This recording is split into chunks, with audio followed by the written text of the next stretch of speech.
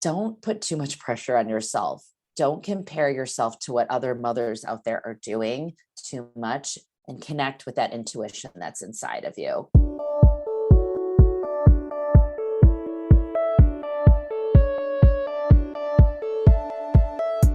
So you want to make an impact. You're thinking about starting a business, sharing your voice. How do women do it that handle motherhood, family, and still chase after those dreams? Well, listen each week as we dive into the stories of women who know. This is Call Me CEO. Having feelings of self-doubt as a mother is completely normal, relatable, and something that every single mother struggles with. And in today's episode, we're going to be talking with Michelle Mansfield, who has the Honest Mom podcast, which talks about how each mother, each of us, can find our own tuition and find connection to who we are, the role of motherhood with its highs and its lows, and what you can do to find a happy balance in all of that. In the mix, in the mess, in the chaos. So today I want you to pay attention to three things. We're talking about the beauty of a morning routine. I want you to think about if you have one, and if you don't, how you could change that and possibly have one that works well for you. Also, what it means to be just a mom, and also what you can do to have a peaceful and happy motherhood moving forward. Welcome back, everyone, to another episode of Call Me CEO. I am your host, Camille Walker, and today we are talking about honesty. We're talking about motherhood, and we're talking about how to be comfortable and happy and even secure in taking a slower pace with your business and canceling the hustle culture in motherhood. And today I have Michelle Mansfield with me. She is the host of the Honest Mom podcast, and such a good podcast. She just started it in December. I was a guest on it recently, and I love it so much because, Michelle, I love that you talk so much about embracing honesty, embracing the struggle. So welcome to the show. Thank you so much for being here. Thanks for having me. I'm just so honored to be here, Camille. I love your podcast as well, and glad that we can, have this conversation today. And hi, listeners out there. Now, for everyone, I know I've done an official introduction that you have heard, but please tell our audience about what got you started in this journey of embracing the honesty of motherhood, the authenticity that we're all craving. What took you down that path of creating a conversation around it? It was kind of by accident. It was super unintentional, which I love when things like that happen. I was a health coach. I'm not practicing anymore as an active health coach, but I worked primarily with women in the prenatal as well as during pregnancy and postpartum as well, and certified in all those areas. And I found a lot of women that were sitting on the chair next to me when we just be talking. That was my style of us, just like sitting next to each other in comfy chairs and just talking like friends, getting that cozy blanket around each other. And I found that beyond the, world of diet, movement, and all those things that we were, talking about, that the mental side, the mental health of these women always came up in our conversations. And most of them were moms. I think I worked 99% of them were moms.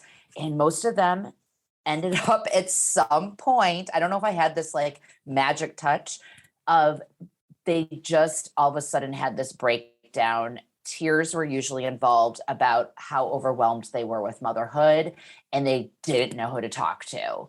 And through that, and the many women I spoke with, I finally the light bulb slowly started. It's like a dimmer was on it, and it slowly turned on. And I was like, oh, I felt this way too. And I still do, but I've been hiding it so much that I'm not even connected with it. So I thank these women so much. I'm so grateful to all these women for sharing their stories so that I was comfortable sharing mine. First of all, just acknowledging what I was going through, but also then I felt comfortable being vulnerable myself. So I'm like, I'm going to give the gift back to people and do the same, share my stories.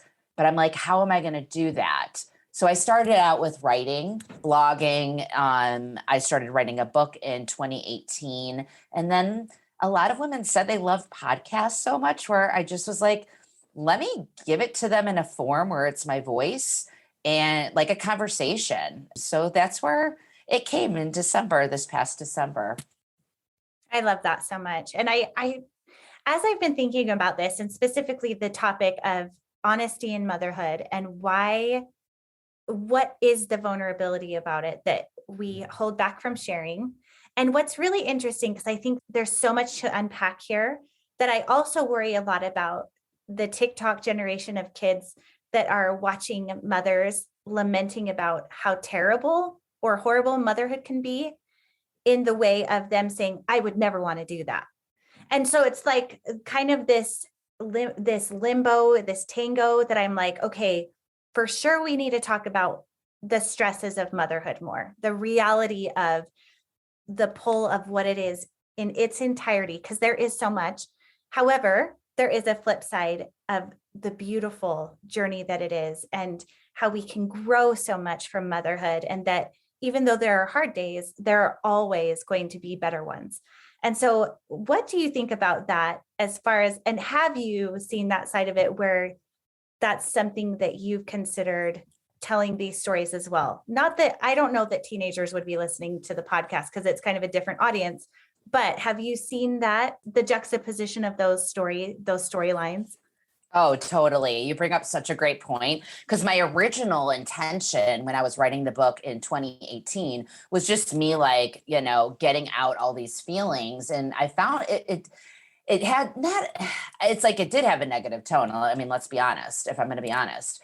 And I remember speaking with like agents as well as like smaller publishers about having more of a solution based. Publishers love when you're doing a self-help book for there to be takeaways. Mm-hmm. So the advice and the coaching I was getting from people out there in the writing world was, this is great, but it's almost like your memoir or your diary. Like you're just kind of like letting things out with no takeaway for the reader, for that person. So why do you want to put it out in the world to someone? You might as well just write on your computer and keep a diary to yourself and let out all these feelings. And it took me a while to realize this. And, so what you just said is completely, I connected with that. And it's funny because I work at a fitness center in the Chicagoland area, and there's some younger instructors that I work with. I'm the oldest. I joke that I'm the granny of the group, being almost 46, and I'm working with girls in their early 20s, and some of them are dating and some of them are single. And a lot of them say that they don't want to be a mom. Mm-hmm. And there's a lot of moms that work there. And it's like, do they hear like other mothers complaining about motherhood a lot? Do they see stuff on TikTok, Instagram, or whatever? And they're just terrified, or they're like, I don't want to deal with that. I never heard stuff growing up. And that was kind of my motivation, is like, why didn't anyone, talk about this stuff? Like, but I think there's a way to just blend, like you said, blend in the honesty, but also like some solutions and inspiration and hope that sometimes it's just a seasonal thing that you're dealing with, like any adjustment when you move, when you start a new job, when you bring a new family member in, when you get married.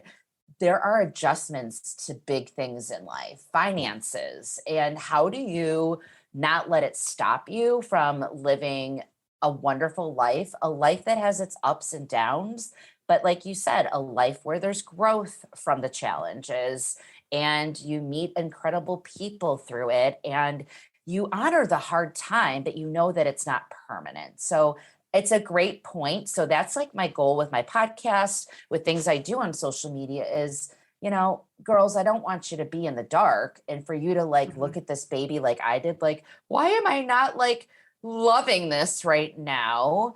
And like, I'm crying and I'm lost. I don't want people to feel that way, girls to feel that way, but I want them to be connected, that they may have these feelings, they may not, but if they do, there's support and there's ways to get through it, to enjoy your motherhood eventually. I love that. And I think that it honestly comes down to, if you have knowledge, you have power. And I think that something that perhaps maybe our generation, maybe we felt that we were taken off guard, or maybe there wasn't enough of a conversation around it where we had knowledge of the support, and that there was, more to be learned about postpartum and what it meant to, that fed is best, that these babies need to be fed, and mom's mental health is paramount because that's what helps the baby thrive, right? So I really appreciate that you're bringing these conversations forward and also giving space for the joy too, because I feel like, unfortunately, that is a narrative that's being shared more than ever on social, where a lot of the young women I know are scared of motherhood, that they're like, why would you do that? Why would you choose to never sleep again? And why would you choose to be miserable all the time? And so I appreciate that you're sharing that that's not the case, but knowledge is power, and that you can go into it with eyes wide open. Yeah. And like one of the things topics and the hard feelings that I talk about center around identity and, not losing yourself in motherhood, which I know you are a huge supporter with your business and your podcast. And I want, girls out there to not look at because I agree with you.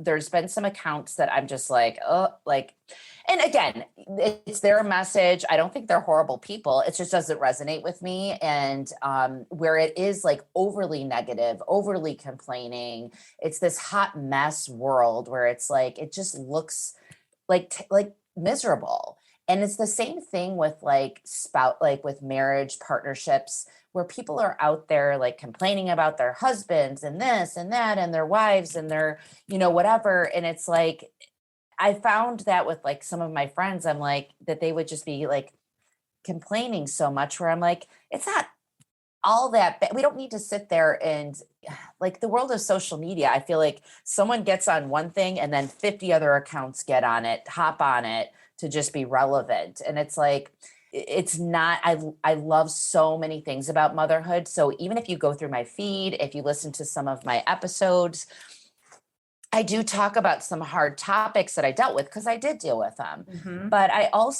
don't regret anything. And I've had some hard stages of motherhood, but the last 5 years, Brooklyn is now 9, have been, we've had so much fun. This is like my stage, that I'm loving. And but I look back, I just did a post today. I looked back at a bunch of her newborn pictures and I was smiling looking at them. And even though it was hard and challenging, I'm like, wow, I thought at that moment where I am today, where she is today, and that it wasn't all bad. I looked at these pictures and I'm like, oh my gosh, I remember that. I remember that. And I'm like, all right, we got to talk about the hard things, but let's also talk about all the wonderful things that go with it. And that includes many other things within, motherhood. Yeah.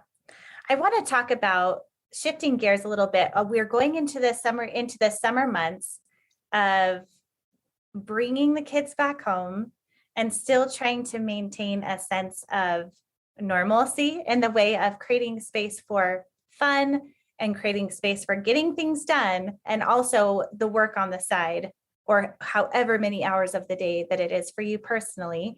And I love that in our pre-interview that you had mentioned that you really want to tap into honoring a slower pace with career so that you can focus on what matters most, which is our family.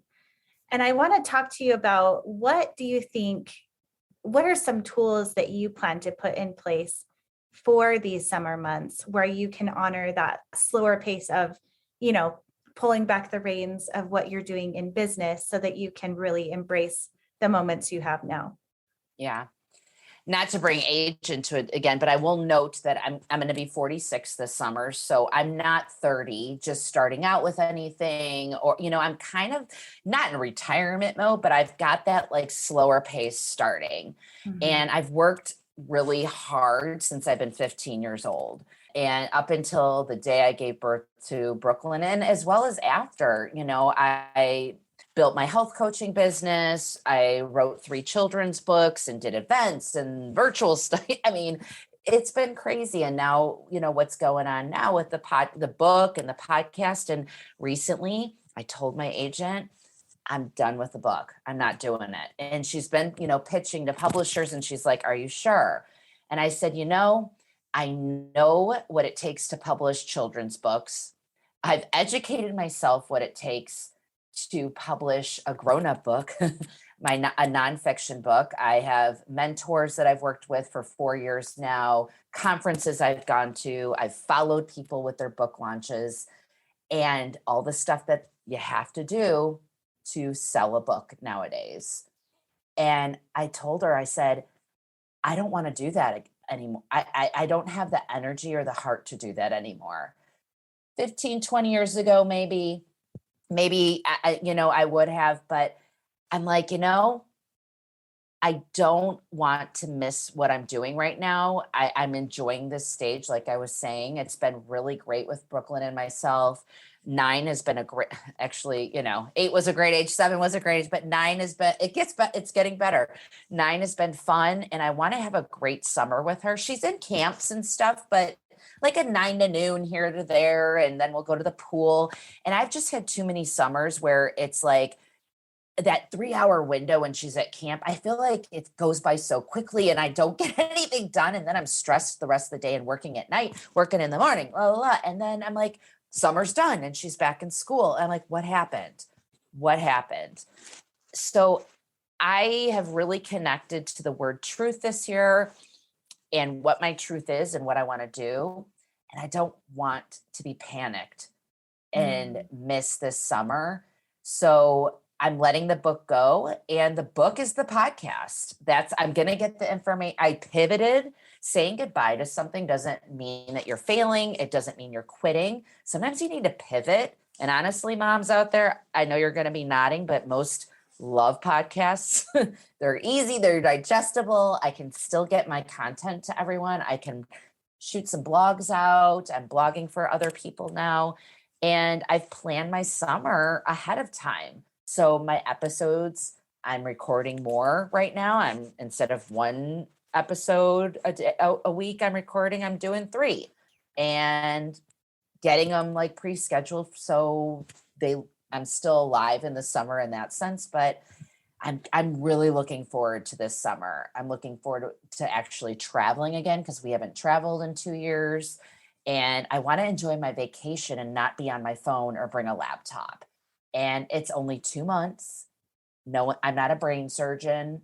And I also, I do have the blessing to relax a little bit this summer because let's be honest, I'm going to be honest. My husband makes enough money for me to be able to do that. And I hate when people sit there and they say all this stuff that they can do this and do that and whatever. And then they're not really honest that they're able to financially do that.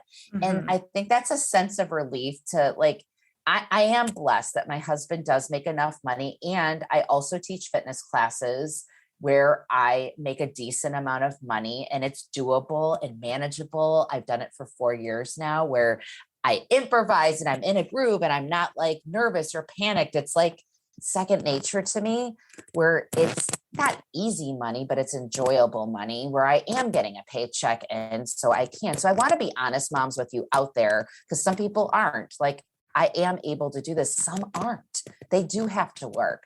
They do have to put in the hours in the summer. But are there ways that you can prepare ahead of time, take vacations, take that downtime to recharge, and not always be on all the time? I don't know what your thoughts are on that, Camille, but I know some people can't take the summer off, but are there other ways that you can recharge, Wait, what did you want me to? Yeah. So I do think I love that you talked about planning ahead, that there are ways that we can kind of batch. It's probably too late, ladies. If you're listening to this now, you're probably like, oh no, it's already started. It's never too late. Maybe it's something where you can batch a couple of days where you tell your kids, okay, I'm going to get a crazy ton amount of work done in these 3 days so that we can have extra time in the weeks coming up. Because I don't know about your kids, but mine in that first week of summer, I do not plan anything. I let them sleep in as long as they want. I let them watch TV as much as they want. I let them play with friends as much as they want. And then that second week of summer is when I introduce the chore chart, which they know it's coming. My kids have already been talking about it. They're like, 2 more weeks until summer and 2 more weeks until the chore chart. They know it's coming. So we do a chore chart. We talk about quiet time. We talk about friend time, and then they have their activities. But maybe if you're listening to this and thinking, oh, that's a good idea, I really need to batch some work or get some of this done. Maybe in that first week, you just say, hey, I have some work to do, so I need you to give me some time. But this is your week to sleep in, watch TV, hang out with friends. It's summer. I want you to just take this week off. And so maybe if you haven't batched the way Michelle has, and you're thinking, I want to do that, that could be a little quick tip of how you could make that happen now. Yeah. And, Camille, another thing that people are going to roll their eyes probably at me about this, but when I was homeschooling Brooklyn last year, and I was writing a book proposal, which it's an ordeal in itself. I was I know this is cliche, but waking up early. And I got in the habit of having like a couple hours before she woke up. And I will say, like, the first week, it was an adjustment. So I slowly put that alarm clock earlier and earlier. So it was an adjustment. And then, I would get up around that 5 o'clock area and make my coffee. And I was super productive. Wow. Where then my day was just there was so much more ease in the day. And it takes a couple weeks to adjust. But now I'm an early bird, and I cherish my mornings, and I just get so much done. And it's been, a couple of years that I've been, that early bird. People joke, and then I go to bed. I do go to bed early too. But if you're more of a night owl, maybe you're more productive at night. Maybe mornings just aren't your thing, and that's okay. And you could find a time that does work. But like you said, maybe a mother's helper can come by where you can batch and just get some stuff done. So then you're fully present and not stressing about all the to-do lists in your head. Yeah. I will say I have recently started becoming, and okay, let's just take a minute to respect everyone listening right now. There are phases and stages for the ability to wake up early on a consistent schedule. Absolutely. It's not based on a baby waking you up, because there have been so many years of nursing and babies crying and teething and nightmares and whatever. I mean, I've been there many, many times. So if you're in a stage like that and you don't have an ability to wake up consistently early every morning, it's just not that season yet. However, this last year, I have started waking up early, and it is the magical morning. I don't know if you've read that book. I don't follow a specific schedule routine that I do every single morning, but I do get up in the morning and I go to Pilates every morning before my kids wake up. And I can promise you, I am a much more patient mother when I am awake and I've done something for myself before I become the mother to the children in my home. And they know it too. Would you agree with that morning ritual where if you can find something, it doesn't have to be working out. Maybe for you, it's your morning coffee and writing and whatever else that could be. But I know for myself that I show up as a better form of me and a better mom to them when I've taken the time to take care of myself. What would you say to that, Michelle? Do you agree with that? Yes, but I will say that I rolled my eyes back in the day with that. And I think it was because I was in a stage of motherhood where it just wasn't going to work for me. And it was frustrating to read something and be like, oh, I wish I could do that, but she's this or that, or I'm exhausted. Or sometimes you're just done. You're just mentally exhausted. But when she came into a stage where she was sleeping better, which honestly didn't happen till 5 years old. She was still waking up with nightmares at least once or twice a night. And mommy, they call mommy, Yep. Oh, for sure. So, moms out there that are listening, if you're in a stage where what I tell you next doesn't resonate with you, or you're like, what? what is she talking about? That's how I felt now. And this has taken time. It wasn't like I woke up on a Tuesday and just started doing all this stuff and it worked. It was me gradually introducing things where now I have this routine where I don't have an anxiety attack if I don't do it all. So like Saturdays, sometimes I sleep in, and enjoy my morning and not have the stress of an alarm clock going off. But typically Monday through Friday, my routine is I wake up at 5 a.m. I pet my cats for 10 minutes because they are so needy in the morning and it's my therapy. It's like my, just someone loving me without saying anything. And then I go down, I change into my workout clothes. I know it's okay if you're saying what you're saying in your head. I go downstairs with my workout clothes on. And I feed my cats because they yell at me if I don't.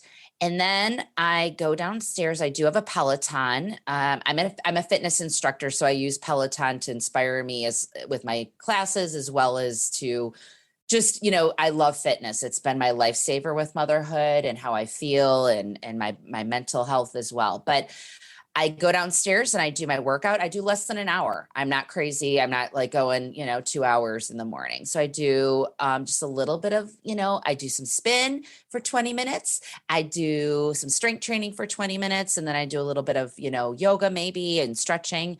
And then I do a morning meditation while I'm in the basement. Like it's part of it. Peloton has meditation. So I stack my classes where it goes from one to the next, to the next, to the next. So I'm forced to do my 10-minute meditation. I started out at 5. I'm now at 10 minutes and I probably won't go above that. And then I go upstairs. My cats follow me and I take my shower. I don't wash my hair every day. So sometimes it's just like a 10-minute spray. My daughter starts waking up where I go downstairs and make her lunch. I have lemon water. I have my lemon water. I've been saying for over 5 years that I'm going to do this because I hear everyone in the health and wellness world does this. And I was like, I make my warm lemon water in the morning with some honey and I drink that and hang out with my daughter as she's having breakfast. I don't make pancakes or anything. She knows how to make her own. And then the day starts. I take her to school. And I'm not kidding you. If I don't do that morning routine, especially the workout, it affects my morning. I'm not in like this. I'm in the best mood with her in the morning after. And it's the workout, I think. And it's just the feeling of like having my own thing before it becomes someone else's day too. Yeah. I love that so much. Have you read the book Atomic Habits? I have been told by so many people to read it. I have it on my bookshelf. It is on my list and I need to do it. So tell me about Atomic Habits. First of all, you need to buy it audio because on the bookshelf, there's, audio is just easier to consume. It's so much easier. We know this. We're podcasters, right? So yeah. I will listen to books almost nightly when I go to sleep. I've listened to Atomic Habits more than 4 or 5 times because it's one that you can listen to. And if you miss a part or if you're falling asleep as you listen to it, no big deal. But what you've just described to me are small sequential habits that have become the makeup of your ideal morning. And that's what the book is all about. It's about creating small sequential habits where you habit stack one by one. So it's not like you started one morning and you're like, oh, today I'm going to do these 5 sequences and the cat and the drink and all the things. Like you figured it out as you went. And now you have that thing that makes you feel amazing. So that's awesome. I'm so proud of you. For me, getting to Pilates in the morning, I'll tell you my number one motivator, if you're like me at all, for those of you listening, is I pay a lot of money for these classes. And I thought, if I don't show up, I have to pay money for not showing up. And you have to pre-register and your spot is held and they will charge you. And if you're late, they will charge you. And if you don't show up, they will charge you. And that was the motivation I needed to get a fitness habit so ingrained in me that now I don't wake up as early as you do. I wake up around 6:15, 6:30. I just roll out of bed. I put those clothes out. They're ready to go. I put them on and I brush teeth and I'm out the door. Like it's a pretty, like, I don't think about it because the decision is already made. And I think that that's something that if you can find something that those healthy habits for you, the decision is already made, then you can find that like peaceful place of like, this is what my body and my mind and I need to feel healthy before I show up as mom. And I think that's so awesome that you figured that out for yourself. It took a while though, like Mhm. you said, it was small little things that I added on. So I would say like a year to Mhm. get like what I have now. And I'm so addicted to the feeling that I have and how I treat my daughter, how I treat my husband, how my morning goes, where I'm like, I notice a complete difference if I have, and like we were sick for a week, a couple weeks ago, and it was a different week. Granted, I was sick, but me not having that morning routine, I mean, again, I didn't have a panic attack about it, but I was like, Sure. oh, I notice a difference in my mood, my energy levels. Obviously was sick, but my mood and just, or if days I do skip it, I notice and I make that mental note. I'm like, but again, I also then on the weekends, I take the break a little bit. I sleep in. I maybe go down the street and go to my yoga class to see some friends or cuddle with my daughter and not have the hustle of school, getting ready and hang out with my husband for a little bit and just connect over coffee and that's fine. I think it's good to have your routines, but also if you have your days where you want to just kind of relax and just go with the flow, then that's okay too. Yeah. And I think that backpedaling a little bit, because for the both of us, we are in a place right now where our kids are a little older. Yeah. We're not having to bring them to the daycare or pushing them in strollers. But let's just take a quick minute for those who are listening and they're like, okay, I want to have a healthy routine, but I have little ones at home.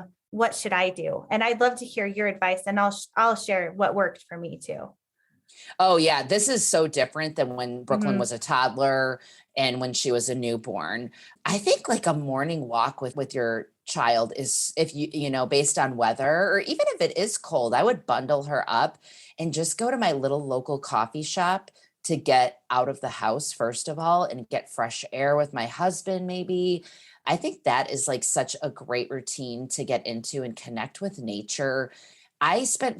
One of my regrets is I did so much baby stuff in the house where I would try to entertain this newborn or this 1-year old or even toddler in my home with games and rattles and like all these, and all those things have their purpose. But I'm like, why didn't I just get out in my world a little bit and take her with? She wouldn't care if we went on a walk here or to the local arboretum, or if a Target, run is your little self-care for that day, then that's great too, or a little date with a friend. But yeah, like a morning routine doesn't have to be super rigid when you're in an unpredictable stage of motherhood where you don't know what your sleep is going to be like the night before, what your mood is going to be like. If you're going through postpartum depression, if your child is crying constantly and colicky where you're like, I don't want to go out in public. So looking within your home, little rituals, maybe a cup of tea in the afternoon, maybe when your husband or partner gets home from work, maybe if you want to pop in an audiobook in the corner, a little nook in the corner of a room, or maybe try a 5-minute meditation just to disconnect you and just try things and see what works and what you may enjoy, and have that attitude of like, you know what? I don't have to do this every day, but I'm going to try it today. It's something new. It's small.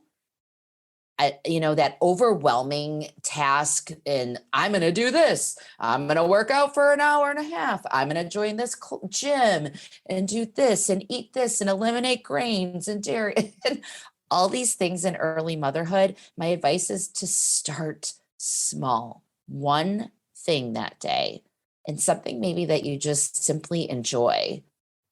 I don't know what your advice is, Camille. Yeah, I love all of that. I think that you're right on target with, it's funny because I'm thinking back to the time of life when I had little ones at home. It wasn't that long ago. I still have a 5-year-old in the home, but I think that allowing yourself the opportunity to figure out what that passion or that fueling looks like and what does the best for you in a shortened amount of time. Because maybe it's not that you have an hour, but maybe you have 10 minutes.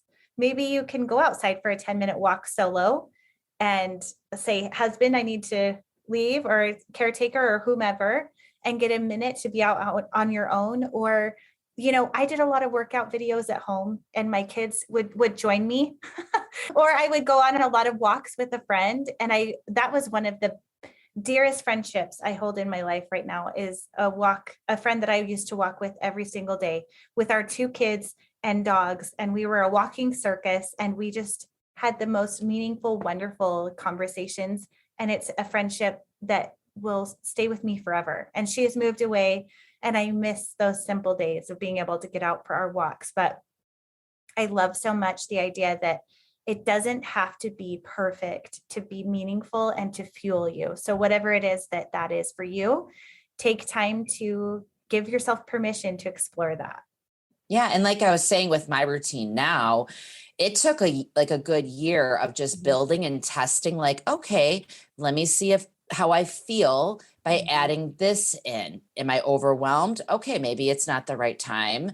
I'll just stick with what's working right now and just gradually test things out. You don't have to build Rome in a day. There's a reason for that saying. It's just, small little steps. So we're not overwhelmed and just throw in the towel and give up, because I've been there and it's easy to do that. I understand.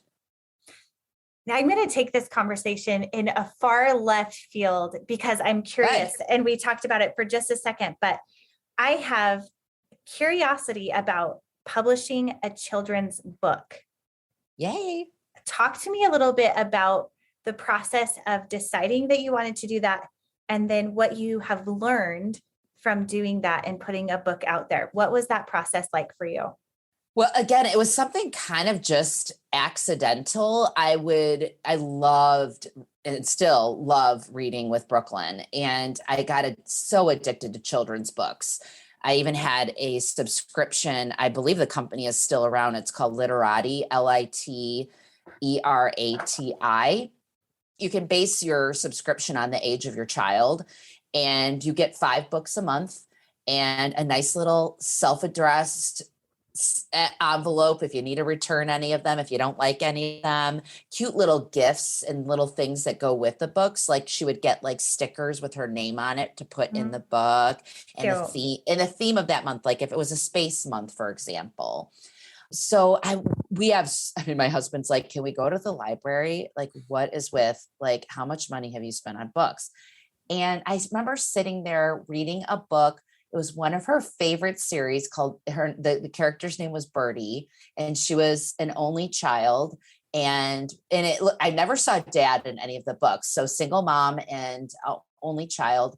And Brooklyn is I have 2 stepchildren, but Brooklyn is myself. And this girl looked like Brooklyn, like this curly mess of the hair and just the funky clothes that she put together and her attitude about everything, where I was like, I could write a children's book about Brooklyn. And I remember I posted a lot of videos of her on social media through the years, and people would just comment on how hysterical, and they're like, oh my gosh, like just super funny, especially when she was a toddler. And I'm like, people enjoy her. I could write a book. Oh my God, the foot I put in my mouth. So I coincidentally, then it's like the universe talks and listens and talks to you. And I saw on Facebook, one of my really dearest friends shared a children's book of her friend that I've never met before. And I reached out to the friend. I had the guts and I said, you don't know me. I'm Judy's friend, but how did you do this? And it kind of went from there. And I worked with Storybook Genius Publishing, and they're out of Missouri. And Nate and Aaron, husband and wife team, helped create my first children's book. So the foot in the mouth thing is, it is harder than one thinks to write a children's book. You think like, oh, there's 6 words on this page or however many words. And I could find an illustrator on Fiverr, which I don't recommend. I was educated in a very good way of how challenging it is to not only appeal to a child, but to appeal to the parent who is actually buying the book.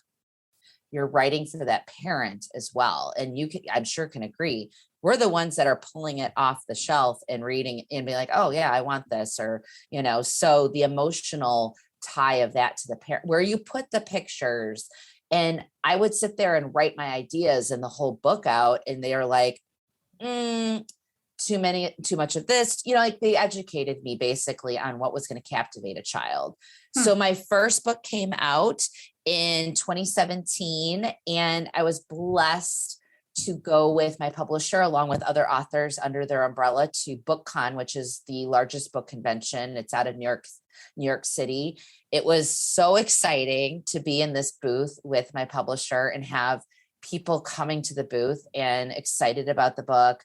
I got to be in an autograph, this area where authors got to sign books and talk with people about your book. And then I also spoke on a panel with Susan Verde, who's a famous children's author. She has one of her books is I Am Yoga, I Am Peace. She's got dozens of books, and I got to know her and still talk to her to this day. And yeah, we wrote 2 more books after that. And I have 2 more that are sitting in PDFs and I'm waiting to unleash those. I just took a break because it's a lot. I did a lot of events. Marketing is a lot of work. So it's not just like, oh, it'll be on a bookshelf and it'll just sell.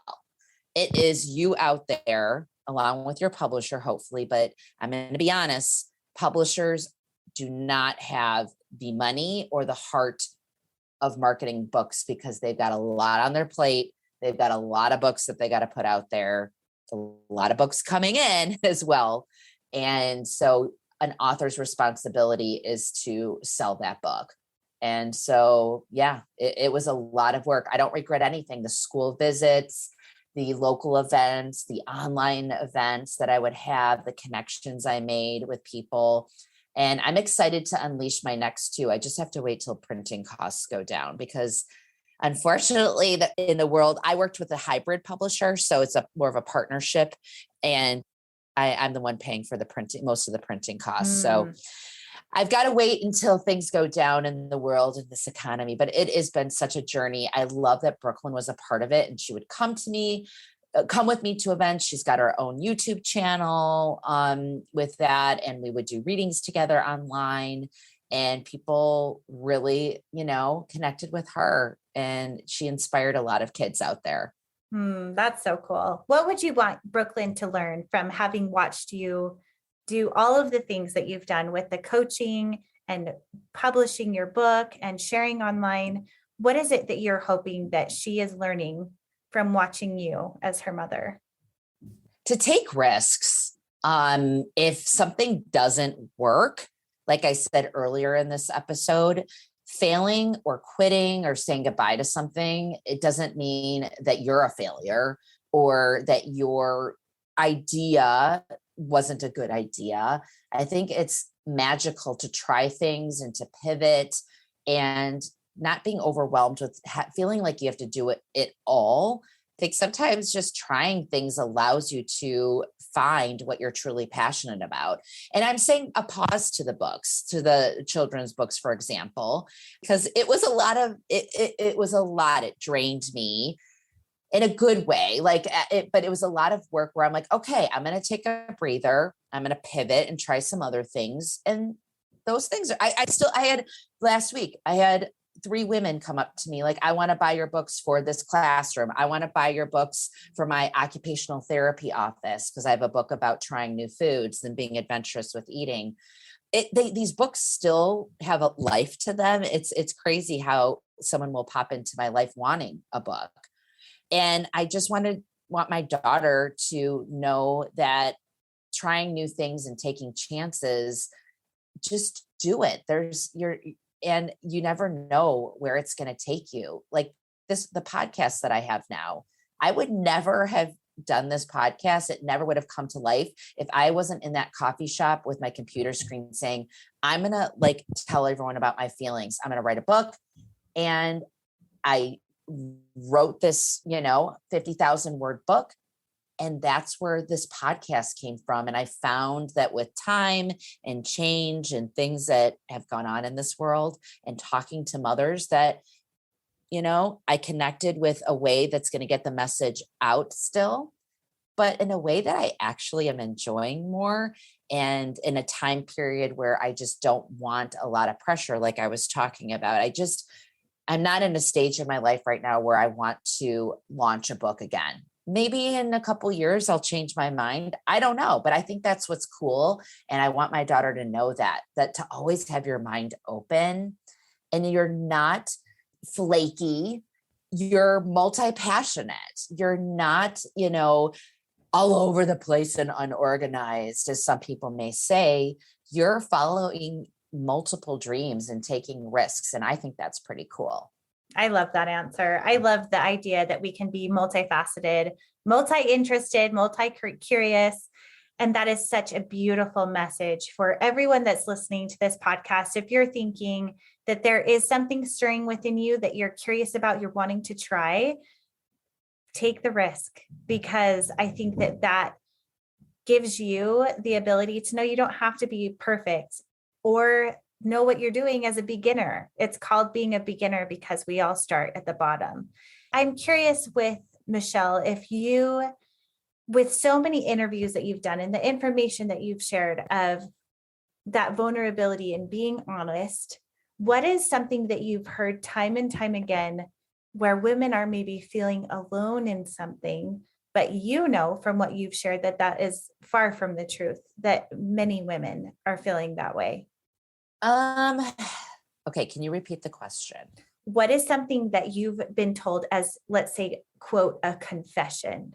Oh, where people are like, oh, I feel this way and I feel so guilty, or I feel this shame about feeling this way, or, along that vein, and that you can say, absolutely not. I have heard this time and time again. Yeah. Well, when it comes to, I think we have this pressure that we always have to be doing something outside of motherhood. And I do believe we need something, don't get me wrong. But if moms out there, if you have to listen to your gut. And if you have too much anxiety about adding anything onto your plate, that's a normal feeling to have that you have to honor. You don't have anything to prove to anyone. You don't have to prove anything to yourself. I wish that I listened to my instincts a little bit more and because I did struggle in the beginning with that pressure to say that I had a business and say I had this and that, and I had all these other things. And, motherhood hasn't changed me in any way. And motherhood changes us in so many ways, in so many good ways, not just the challenging times, but good ways. But to honor where you're at in your motherhood and know that nothing's permanent. And you can take on things as they feel right to you. You know that feeling when it feels right, or when it feels kind of like, I wish I listened to that voice, because I've heard mothers, out there say that they had that pressure and they had this like need to like prove something to others and to themselves that they were more than a mom and, more than this. And that's not the case. I mean, if you're at home right now and motherhood is where your cap is at and where that edge is at, stay there. All right. And then just always be in tune with those feelings and that gut of when you're ready to maybe try something new.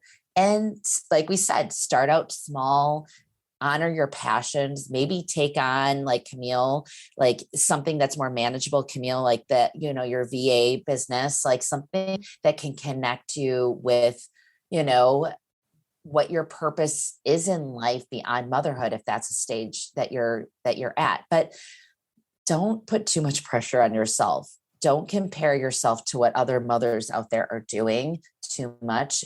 and connect with that intuition that's inside of you. I love that answer so much. One of my number one things that I hate when people say I am just a mom. I hate that. I hate that so bad, because the thing is, if you are a mom, you are everything, like, period. You are someone, if not multiple people's entire universe. So let's just get that in check. You are a universe and you are everything. And if and when you're ready to take on something else, wait for that inclination. And I love that you said that, because there will come times where you will be ready.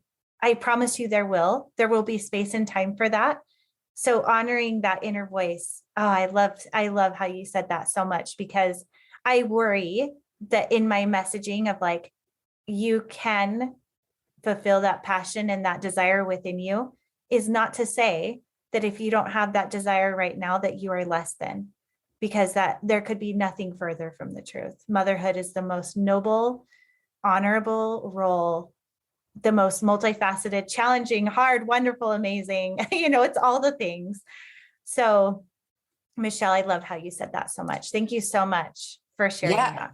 Well, I have one story. I have my best friend since I've been 7 years old. So almost 40 years. She has 3 kids, two are in high school and then 1 in middle school. And she's like 500-hour yoga teacher trained. If anyone out there knows the world of becoming a yoga instructor, it is just to get your 200-hour is so intense. I'm getting it this fall, and it's a 10-month process. So wow. She has 500-hour, and people have asked her, studios in the area are like, why don't you come teach? Because it's like, if you have a passion, people think you need to do something like to get money in. And she, again, like I said earlier, is blessed where her husband does make enough money where she doesn't have to work and bring in a paycheck. And she's like, Michelle, I'm just not there right now. I love being present with my kids. And she feels, we think that we need to be present when they're toddlers and babies. She's like, Michelle,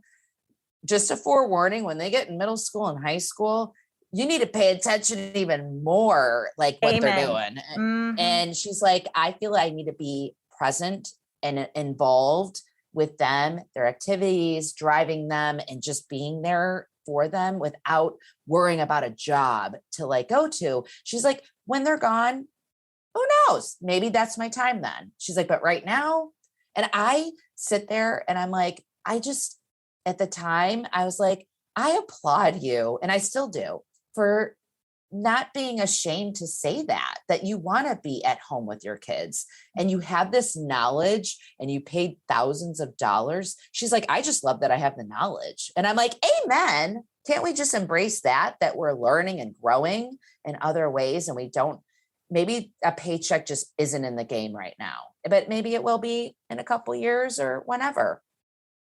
Yeah, I agree with that. There's a reason to every season, and only you can know what that is for you. So yep. Thank you, Michelle, so much You're for welcome. coming on today's episode. Oh, so welcome.